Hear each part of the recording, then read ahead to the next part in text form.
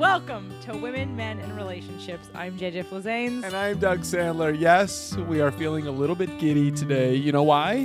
Why? Because we're drinking port. Okay, we've barely had an ounce. Like, it's really... You're just feeling giddy because of the fact that it's port and it's not wine. I'm feeling giddy because although it has been raining for the last 3 fucking weeks here in Southern California, where I never thought it rained this much, I was out in my brand new convertible, of course with the top up. Honey. Yes. You keep acting like this is like a lot of rain. Every time I went back to Baltimore in the last 6 months, it was raining every single time. Over 6 months, it rains like 3 weeks a year here. It's now. I was trying to escape all of the rain. Okay, you will learn to love the rain because it doesn't happen that often. I know. It's kind of like when you go to a restaurant in the middle of a really hot summer and you get iced tea, and by the time the meal is over, you're so full you just can't have anything else to eat or drink, and you leave like a half a glass of your iced tea, and then you walk out into the 100-degree temperature, and you're like, why did I leave that iced tea? Because I'm so thirsty. See, I don't drink iced tea, so I can't relate to the story. You don't like iced tea at all? I do. I rarely drink iced tea. Why is that? Well, A, because it has caffeine in it most of the time.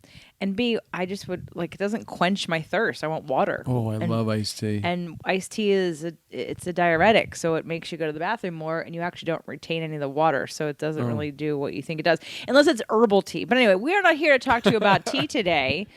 What has happened since last week to now? So much has happened. So much has happened. Let's see. We got married. Oh, my God. We did not get married. But what has happened is that we were talking about on the show as we drove home from Michael's, which was last Thursday.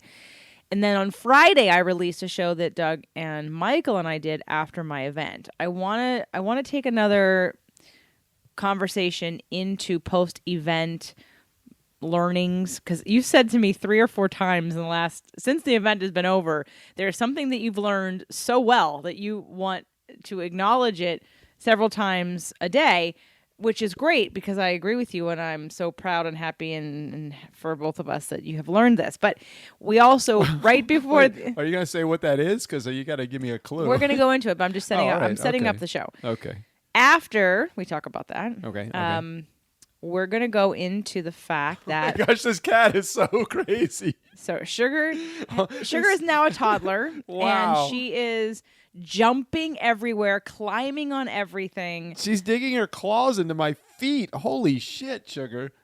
Holy sugar shit. Sugar, she's just a kitten. I know. A toddler kitten at that. Why is she eating my feet? Why doesn't she eat your feet? She actually did today. Because in the bed she did. She's just looking for something to... Yeah, it's really funny. This should be a video. It's bad. It's bad. Sugar, there are two other cats in the house. Can you go play with them? She's like, nope. I'm gonna grab your foot. Okay, we're back. On the day of my event, we got the news. I know that we talked about it on our drive back from Santa Cruz. We got the news that we are in, and we are going to Esalen for the Getting the Love You Want weekend seminar with the Harville Hendricks. We created our own drama though, because had we actually signed up when we were supposed to, we would, and when you originally told me about it, we would have not been on the waiting list. But how about the irony of the waiting list? Did you want to share that? Not really. Not publicly. Not publicly. Okay. But I'll just say it helped me create a stronger bond with Harville's executive assistant. And they want to be back on the show. So I'm going to be interviewing them in February. I believe it's the 13th of February will be my next interview with Harville, as well as Helen, his wife. And I'm going to do a Zoom video, and I'm going to see if you can come with us. I would love to. And so I just got word today, and and of course we're going to be with them all weekend long next weekend. By the time you guys are hearing this, we will be packing and the next day driving up to Santa Cruz, and of course probably recording a show on the way up and a show on the way back to talk about the Getting the Love You Want. Now, today I was starting to read the book, and I have to be honest, I've never read the whole book, and it's because the concept of Harville's work. Wow, sorry, kitten. I can't. Horrible. So I know. Right? For those of you that are cat owners or dog owners, when your animals eat things that their digestion is not ready for, damn. Holy fart. Somebody Sorry. light that ass on fire. She's just loves the dry cat food. Oh my gosh. And she's gonna push that on the ground. She's the most mischievous toddler right now. That sorry, I know we are totally taking this off subject, but if those of you that are cat or kitten owners or puppy owners, you understand, or even kids. Geez, I'm sure kids do the same thing. Not quite the same. But anyway, I started to read the book today, and I got super excited. I've read this part over before, but I really want to make a commitment to have the book mostly read by the time we go. And it started me on the path of thinking about some of the lessons that you learned. So I know we talked about why guys don't come to the event last week or why more guys aren't doing emotional work, but I want to take this more as a review because they're not in touch with their feelings. They live unconsciously, that kind of shit. Okay. Totally. But let's make this more personal. What did you learn? Again, and releasing what weighs you down is not about relationships. In fact, the next big step was much more about relationships. What did you learn about relationships at the event? Oh my gosh, why? That's just like an open canvas. Can you give me like some level? Okay, give me the top. You've already been in practice with one of them. What 1, 2, or 3 things do you think are now in your consciousness more, that you're aware of more, that you're thinking about, that you're doing, or at least trying to do, that you didn't before the event? Okay, I can tell you that for sure it is part of the issue before I got there was that I always thought somebody else was responsible for my feelings.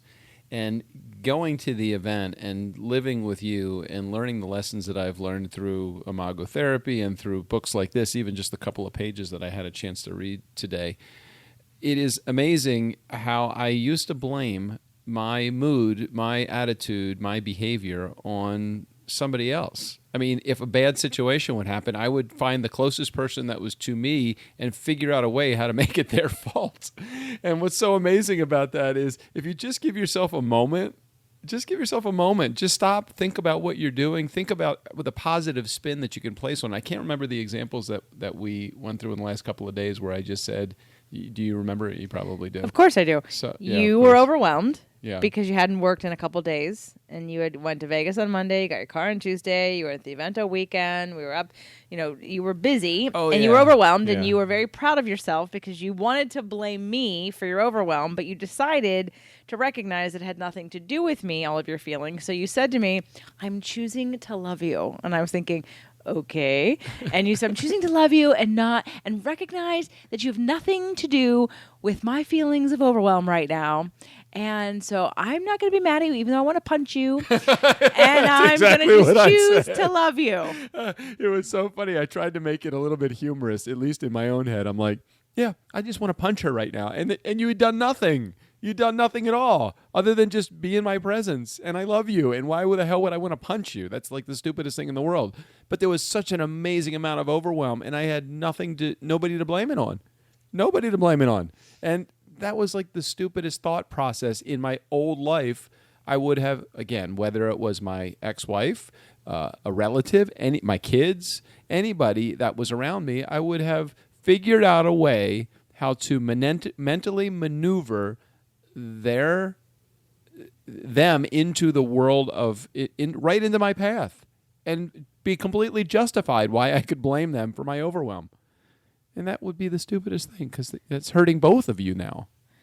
Well, and that was part of the exercise that Michael did, right? With the stories that we tell ourselves. Oh, right, the stories we tell ourselves, right. The art of forgetting. Right. But some of this also sounds like understanding from the nonviolent communication work, right? That nobody can make you feel anything. Right. And so combine the nonviolent communication with the NLP or the forgetting work, put that together, and we come up with understanding how we tell ourselves why it's somebody else's fault and that we don't have an outlet. I was with a client today and their spouse is addicted to some substances, but it's not a chemical addiction, it's an emotional addiction. And I'd asked the question, how are they doing? Client said that they thought it was getting better, and that now there was like a different substance, but it wasn't out of hand. And I said, well, maybe in the future, after a little bit more therapy is had, and maybe when the impulse to grab said substance, either weed or wine, instead of continuing to just go with the flow of watching them indulge or imbibe or inhale, is to stop and say, hey, what feeling is coming up for you right now? Because But let me just caution those that are new to this or those that are thinking that this might be a way to go. Unless you are saying it to someone that is willing to receive it, you're only going to feed into that's like somebody picking up a cigarette and me saying, I know that you weren't quite as blunt this way, but me saying, oh, so you're looking to die. no, actually, nobody that's smoking a cigarette is looking to die.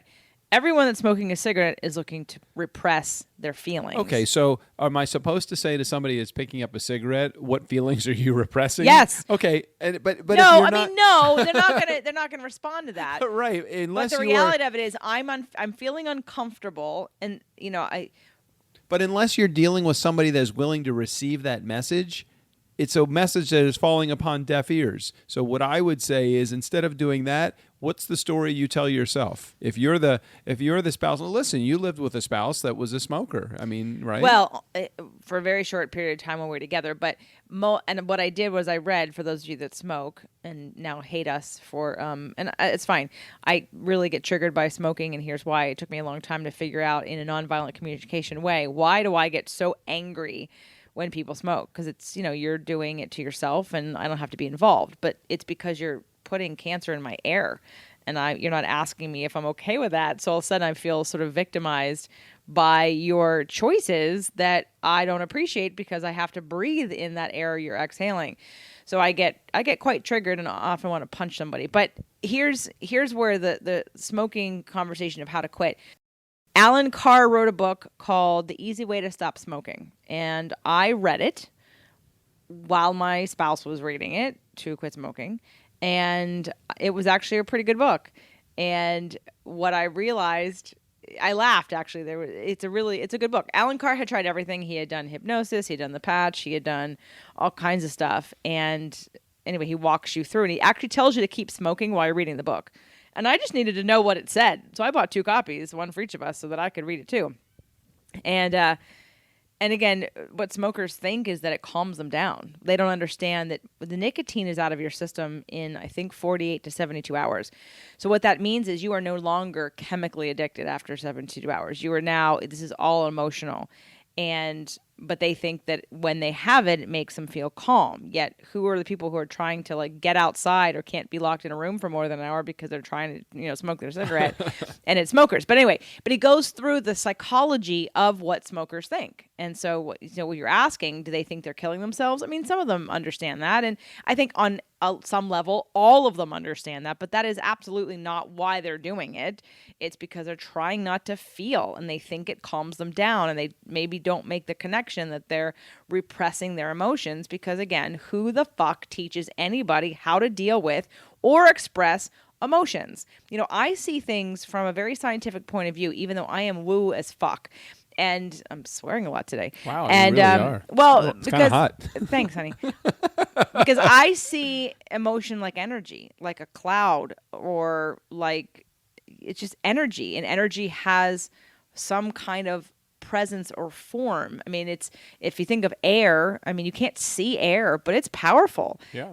And air can become a tornado, and then you can see it, and then it can kill people. And air can also be extremely still and not move at all, but it's still something that's invisible to you, but it exists. And emotion to me is like that air, that breeze. And if you think of it all balled up inside of your body, it needs some place to go. And if we start to explain emotion in a way that doesn't make people so freaked out about actually experiencing it, I think we'd have a lot healthier conversation about why people overeat or why people don't let go of their addictions. We're just having the wrong damn conversations. I think that people, and we've had this conversation many times, I think that people just tend to live, most people tend to live their life unconscious. They are not aware of what they're doing. They're not aware that they're emotionally eating. They just grab a bag of chips. They're not aware that they are smoking for a reason of repression. I challenge you to talk to 10 smokers and ask them if the reason that they are smoking is because of, and then fill in the blank. Is it because of repression? Is it because of frustration? Is it because of emotion. What is the? I would challenge you to get an answer from them that was anything other than I like the way that it makes me feel. Right. It calms me down. It calms me which down. Which means I have something coming up that I don't want to experience, so I'm going to inhale the smoke, which pushes it back down. Now, are they aware of that? Of course not. But it's because, again, we're not in a society that's asking the right questions about things. And if we ask some of the right questions, people would go, I mean, the work that we're doing with customer service training, the work I'm doing in my workshops, this is not, the average person can understand nonviolent communication work. It's very simple questions. How are you feeling? What are you feeling? Most people do not have a vocabulary for that or an awareness. In fact, one of the participants, who is going to become a client here soon from the event, is someone who I know hasn't been used to expressing her emotions because she's got a lot of air in her chart and she doesn't have any water sign, and she definitely is an emotional eater. And when it comes to women, most women know when they're emotional eater, because emotional eating for most people isn't that I'm eating often, I'm eating large quantities. Like I'm eating the entire bag of chips, or I'm eating the entire box of cookies, or I'm eating the entire pizza, and I'm drinking the entire bottle of wine. So there is an awareness. Whether they want to admit to it's a different story. But this show was not supposed to be about addiction. But I want to reel it back into your awarenesses of your learnings, and then link it to what the work that we're about to do. We're going to be sharing it quite extensively, because I can only imagine, after only doing one Imago exercise, one or two, I've done two, and promoting it and talking about it the way that I have, I'm just looking forward to like my mind being blown. This stuff is not new to me at all, and I get it, and I'm 100% on board, even without reading it.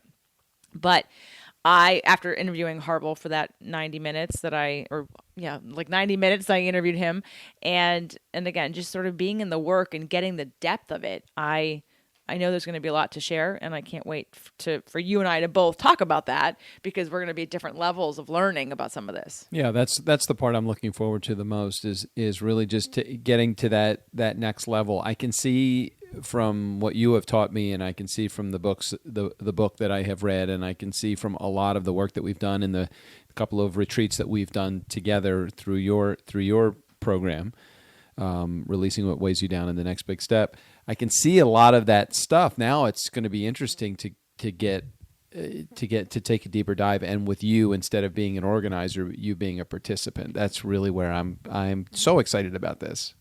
Well, I didn't really need to be anything but what I was for the next big step, as I was one blubbering in front of the room with the example from the exercise. So it's not like it held me back at all from having my own aha moments at my own event. I mean, let's be clear. I do these events because they have to be done.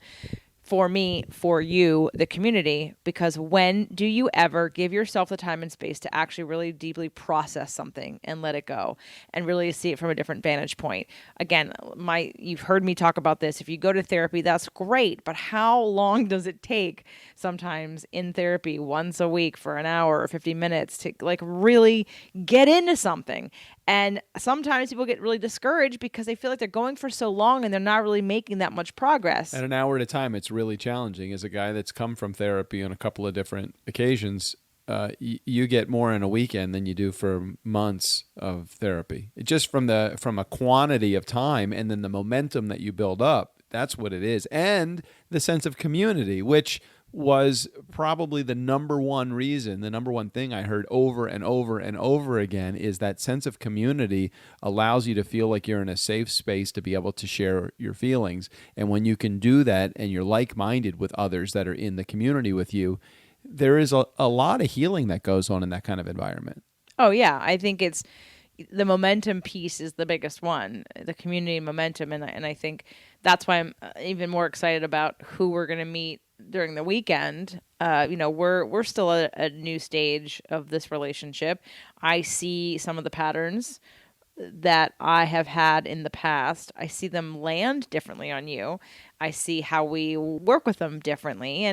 And I'm looking forward to actually being able to do more of the work. Well, law of attraction leads me to believe that when I feel good about recognizing the consciousness of my thoughts, like how I can be present with my thoughts, it leads me to want to do it more, which leads to more conscious thoughts, which leads me to want to do it more. It is a, what does Abraham call it? You get caught in the vortex, right? You just keep building and building and building, and it's, I mean, if maybe I'm using it wrong, I don't know, but I'm thinking the vortex is a good thing. I know, that's what I'm saying. I'm saying it's a good thing. I get caught in this, oh my gosh, I'm doing it right. I'm feeling it. I'm loving it. I'm feeling it. It leads to more of that. Yeah. So when you're caught there, that's a very positive feeling, and that's where you want to be all the time. So when you're outside of that and you want to get in, just begin.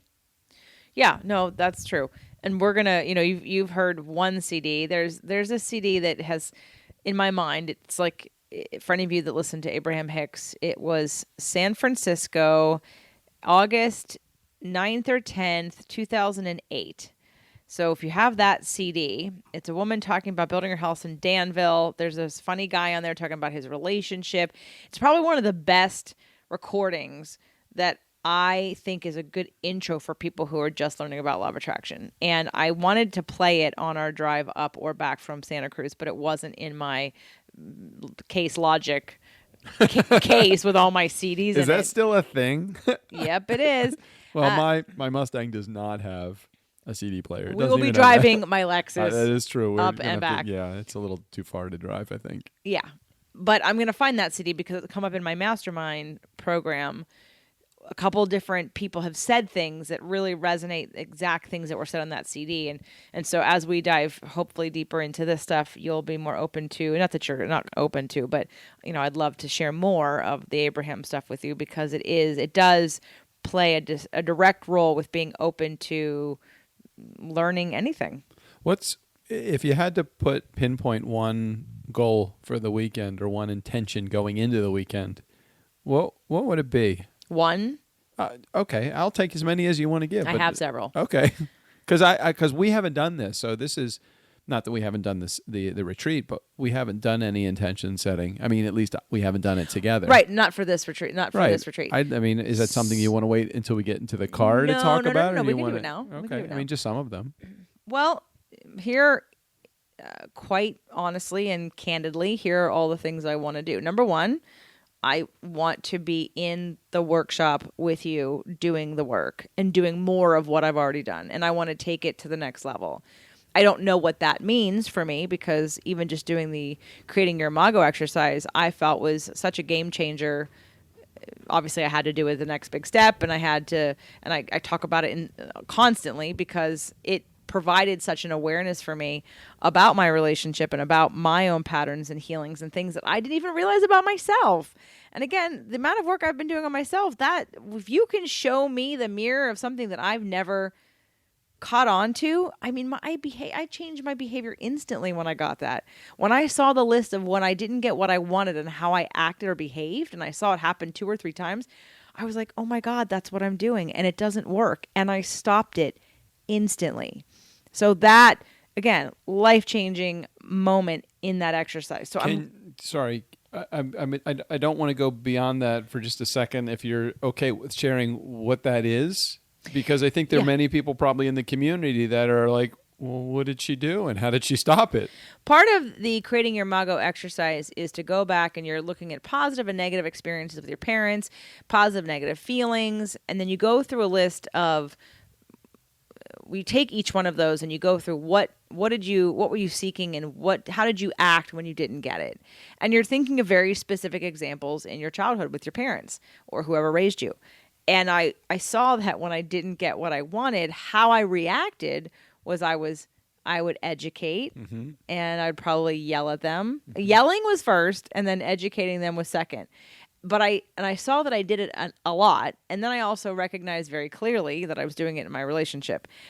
And it never worked in the relationship. It always made it worse. And especially in the relationship that you were in, because the more you educated, the more he rebelled. Absolutely. He retreated. Absolutely. Well, I didn't learn that until I did his creating Imago. I finished it for him. But when I saw that, again, it made things clear. Oh, this is why you act like that. And this is why I act like this. But because I saw so clearly that it was never going to work, because my brain doesn't work like that. My brain works like yours in that if you would just explain it to me and now that I understand it, then I can accept it or not if I don't. Right. And for me, I just want clarity sometimes. I want to understand on a deeper level. So that exercise changed my behavior faster than anything anyone ever did or said because it was my own awareness. So I'm looking forward to more. So number one, that's, it's like setting us up for success. You and I will be set up for success more than we already are because we're going to have more tools to handle anything that possibly is coming down the pipeline. Now, I feel like we're good. And all of the little things that you've learned from me or in the workshops or through Abraham or whatever, like the things that we share together and the things that we learn together, I think we do a good job. But, we're still at the beginning and who knows? You have patterns, I have patterns, and they're going to come up and they're going to surface. And I'm looking forward to healing them together because, so I'm reading Harville's book today and he talked about how and again, this book was revised, the one that I have in 2001. It was originally written in 1988, and its 30-year anniversary is this year. Mm-hmm. And they released another version that I don't have yet. He talks about, how he got to creating this, understanding this, learning this, uncovering this, comparing different psychologies to this, and about how he as a therapist, before creating Imago, would deal with a couple and feel not effective, feel like really good one-on-one, but not effective. And what he came up with, which is what I so appreciate, is that our relationships are here to heal us. They have, in fact, you can't truly heal because we get wounded in relationship and we also heal in relationship. So that bringing it full circle after I read, and I've read that before, but I really got that more today. And that's what excites me because even if I go to therapy, I can't really get the best benefit without figuring it out in relationship. And so for me, I'm excited about uncovering any more, areas in which I want to heal and vice versa for you. And being able to sort of even the playing field. And that's important to me because I want to feel like we're even. I want to feel like you're going to be helping me as much as I'm helping you. And that's what I wanted out of my last situation. I'm a very good wound exposer. I may not be a good wound healer, but you're going to learn a lot through me because I know how to expose wounds really well. Of yours or mine? Of my partners. Well, but well, okay, that's going to be a separate conversation. Right. So, because I would say that, I don't get triggered all that easily, and I'm the one who's pretty more like even. I don't blame you. No, I know you don't. Right. So, but that's because I have done all this work. So now I want to find the places where I haven't been able to complete certain work because I couldn't do it by myself. Does that make sense? Yes. Well, I'm here to help. Good. I'm here to help. Good. Okay. So that's my top level. Now, but before you move to the next thing, just know that I feel like to a certain degree, you are always going to be ahead of me not because I feel like you're any more intelligent than I am, but because your life's work is this. So you live, eat, breathe, and sleep this. And I do it to maintain positive relationships. So while I'm doing it recreationally, you are doing it professionally. And I feel like I'm not saying that I can't understand the concepts and grasp the concepts. And I thank, source, thank higher power, God, whatever you want to call it, that you're in my life from the perspective of you get this. I love the fact that you get this. And I'm okay with the fact that you get this better than I do. I might not make you where you want to be, and I'm happy to continue learning. But I don't know how I ever get to the position where you're in because just the sheer volume of learning that you do about this subject. Well, I'm just looking forward to being supported in a way that allows me to recognize and identify the wounds that I need to heal within this relationship and make it clear so I can feel that container of that you're here to help me with that. I know you have my back, but it will help me to know even more exactly how. I want to be able to say, okay, I have an abandonment issue or I have which that's part of it. I also know that I haven't felt seen or heard or understood by pretty much anybody in my family or past relationships. I mean, it wasn't really probably until Lisa Thomas that I actually felt like someone could reflect me back to me in a new way. And even though she can, intuit multiple things that you don't have the abilities to do at this point in time, I do feel like you get me, you see me, you know me in a way that no one else has. And I already have a sense of security and freedom and respect and love and trust that I don't think I've had before. That's great. Can I borrow $5?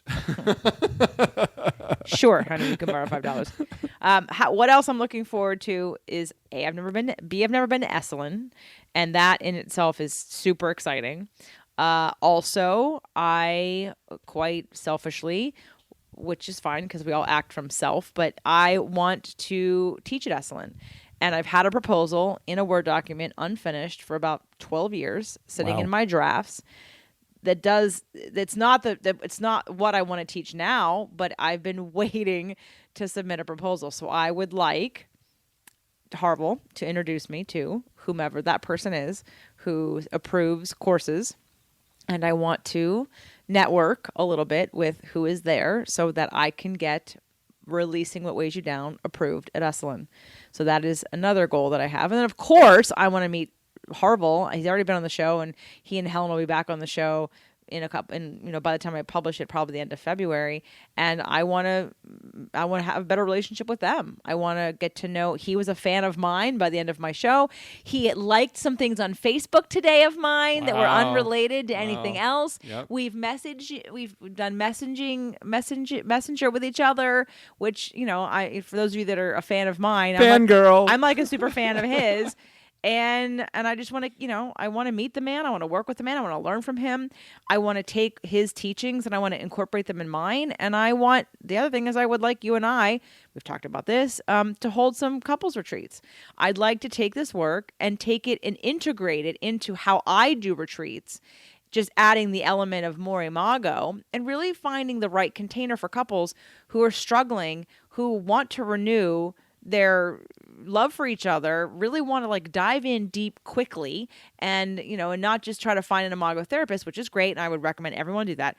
But let's say you don't want to wait 6 months to go through this program. I think that you have the ability to create, and this is totally offline here for just a moment, but just seeing how passionate you are about the work that you do, you would have the ability to create a look-alike program using a lot of the theory that, Imago is not, while it is extremely unique, it's a spin on many, many other types of therapies, just happen to focus on, we get into relationships to heal to what is it? You're right. Yeah. Heal the wounds of our past. Yeah. So between law of attraction, sacred contracts, Imago therapy, you have your own spin on counseling as it is. Now, short of having the PhD, but higher on the personal experience with. A lot of therapists that do Imago probably have never gone through it. Maybe they've never really needed Imago in their life. Maybe they haven't really ever done it themselves, or maybe they have. But the way that you present it, while it's great to be able to have this, and I think it's a great thing to have mentors like Harville Hendricks, people are going to look up to you the same way because of the things that you're doing. So I'm just excited to go through it, but I see you as even beyond where they are, because this is just one shining star in a whole galaxy of things that you're going to be able to do. Well, thanks, honey. I think they have pioneered a new way of therapy, which they absolutely have. And the uncoverings and the teachings and we were talking with Michael about relationships. The point of, back to Harville's, bring it full circle. Harville's, we get wounded in relationship. We can only heal it in relationship. And it makes total sense. So as I was disagreeing with Michael about, whether we're supposed to mate for life or not, I think the bottom line is we will never heal our wounds outside of relationship. We need relationship to heal these wounds, which make you a happier, healthier, more at peace person in life and less reactive. All relationships improve when you have healed some of these things. And it's just the nature of our evolution and expansion. And law of attraction talks about that too. We are not here to sit idly being the same person at there is no such thing as status quo. The only thing constant is change. So you're either keeping up to speed with it or you're resisting it. And if you're resisting it, you're probably pretty unhappy. So what are your objectives for this weekend? I am an open book going into this. I really don't know what to expect. I'm looking forward to the entire experience. I'm looking forward to, this is the first deep dive into relationship counseling, relationship therapy that I have ever done from within a healthy relationship. Every time I've gone to therapy it's been the result of an issue that I've had in a relationship, and this has never been the approach that they have taken to try to heal it. So I'm looking forward to going into a situation like this, going into it positively with a more than positive outcome. So from that perspective, that's great. My intention is to walk away from this retreat with an even better relationship with you, and knowing that I'm going in with that attitude, that's going to be the result. Knowing that I feel that way, this isn't going to fuck anything up. It's not going to expose a feeling or a history or something that I can't handle, because I have the perfect person with me if something is exposed that needs to be healed. So for me, it's great. It gives us a chance to further open up. I mean, I can't imagine, I've said this to you many times. There's nothing in my life that I don't want you to know. There's no skeleton in my closet that I wouldn't share with you. There's nothing that's ever happened to me that I wouldn't want to be able to share with you. So from that perspective, it's taking this relationship to the next phase, which is really just a further opening of our communication. So from that perspective, I'm excited about it. And just, I want to see other people that are also going through this too. The community that's going to be, I would have to say that the people that are attending seminars or retreats like this, they are all approaching this from a conscious perspective. So when you go to something like this, you're having people take a fine comb and going through their relationship and beginning to understand some of the depths of where their relationship is. And I think that is an extremely healthy environment to walk into, just meeting other people that are in the same position. I didn't even really think about it until you just said that, but I may even be able to enroll some people at the event in my next event. little soft sell going on there. Well, it wasn't an intention, but it could happen. I mean, if we're sharing who we are and what we do, which we may or may not, because it's really about the couple, it's not about the individual, but it may create a framework, or I'm sure we'll be talking with people at meals and How stuff. How many people even go? I have no idea. I have no idea. I know nothing. It could be 10 about couples, this. Or it could be 100 couples. I doubt it's 100, but it's a pretty long wait list, though. I mean, we were pretty far down on the wait list until I asked for the bump up. Strings. I pulled some strings as someone who's in PR and has an audience. So thank you, those of you in the audience, for helping me to increase my position on the wait list to like 1 or 2, so that we were guaranteed to get in pretty much. So this is going to be very exciting. And, you're listening to Women, Men, and Relationships, and that's the only place this show and this episode is going to be aired. So obviously that's what you're here to learn and talk about. And that's what we're wanting to embody and also experience and then pass on to you, because too many times people are in relationships, as Abraham said, looking for love in all the wrong places. And because we're looking for someone else to make us feel good. And when that person does not comply, we are really mad at them. And so it's about figuring the relationship part out. What is your job and what's the other person's job? And how can we be in more of a conscious relationship to get all the needs that you have met, because they are all possible. And a lot of this book is about the scientific proof about attraction and why we choose the people that we choose. And so it's called Getting the Love You Want. And again, Harvey will be back on the show in the next couple of weeks with Helen this time.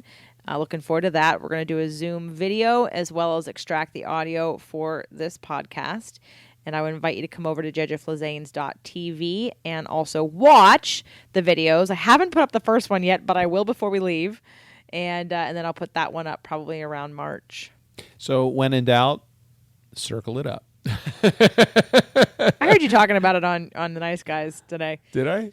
You did. We'll talk about it after we end this recording. But so for those of you that... Am I in trouble? No. Oh, okay, good. No. I just wanted to save all, relevant information about what we're talking about now for here. And then obviously we can talk when we're done.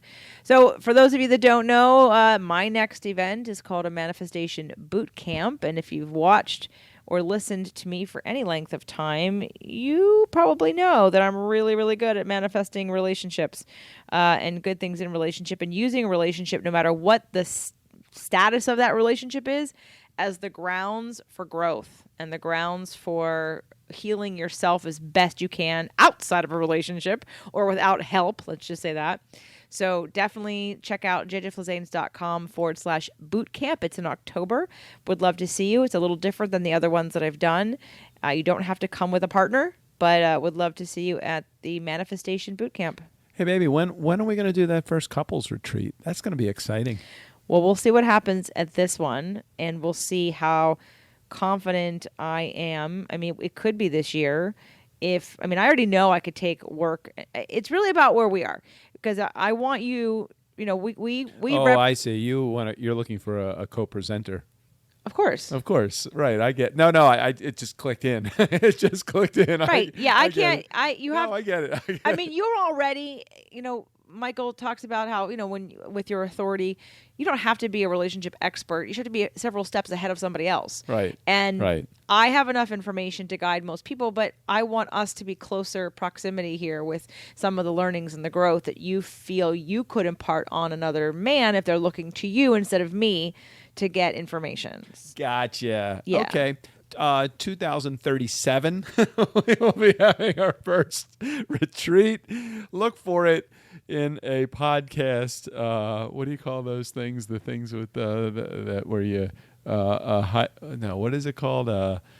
Oh crap! What is the name of the? It's fantasy. It's like when you have Natalie Cole and Nat King Cole together in one. Oh, yeah, I know what you're talking about. What is that called? What the hell is that called? A hologram. Yeah. So we're gonna do this when we're able to put together a hologram. No, we're not. No, it'll be sooner than that. But here, let's ask you guys. So please, if this is of interest to you as a couple, to spend, and it would probably be, I could tell you right now, we'd be either in Sedona, Hawaii, or Ojai, or Napa. I do think Sedona, or Paso. Ojai, and I think Ojai is my choice. Okay.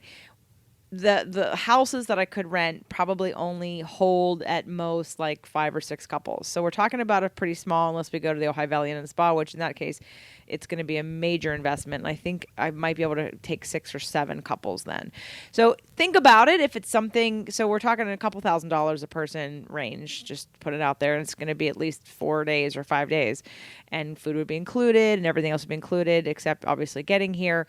But, if it's something that would be of interest to you to take a deep dive with your spouse, that would also include, because it has to, because it's me, would include, foods that help your brain and help you not feel emotional. It would include meditation and exercises to get you in touch with your body. It would include things like dancing and music. Things like dancing and music, so that you can get into your sensuality and into music and into being relaxation and fun. Of course, it would include all of that, because I can't not include that. So I can't not include that either. With my background is in music, right? I'm in. So it's a total package that could be considered a deep dive vacation, because it would be fun as well. So anyway, if it's of interest to you, reach out, let us know, and we're going to work on it. It's definitely going to happen. I don't know when, I don't know where, I don't know how much, I don't know how many people, but because I want to do it, and I've always wanted someone who would also accompany me and help facilitate and be there to hold the space. And count me in. Now I gotcha. Count me in. All right, honey. All right, guys, thanks for listening. And next week, it's going to blow your mind. Love you all. Bye.